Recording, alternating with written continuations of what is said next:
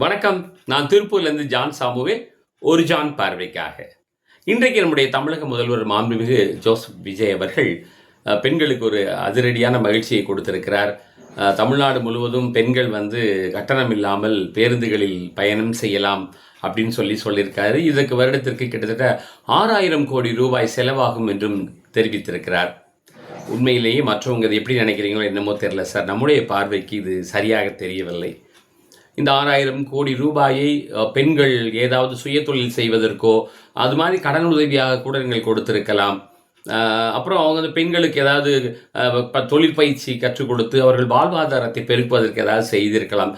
உண்மையிலேயே நிறைய தமிழ்நாட்டு பெண்களே இதை வரவேற்கவில்லை என்பதுதான் உண்மை. ஏதோ தேர்தலில் சொல்லிட்டோம் அப்படின்றதுக்காக இதை, ஏன்னா மக்கள் உங்களுக்கு தெரிஞ்சு தான் ஓட்டு போட்டிருக்காங்க. மக்கள் நம்மளை விட அதிகமாக யோசிக்கக்கூடிய மக்கள், சிந்திக்கக்கூடிய மக்கள். நிறைய பெண்கள் இது எதுக்கு தேவையில்லாத வேலை அப்படின்னு தான் சொல்லியிருக்காங்க. இனி நீங்கள் அதை எப்படி திரும்ப பெறுவீர்கள் என்று தெரியவில்லை.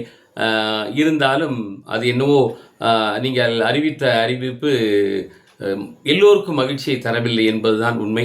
மக்களே, உங்களுடைய விமர்சனத்தை நீங்கள் தாராளமாக சொல்லுங்கள்.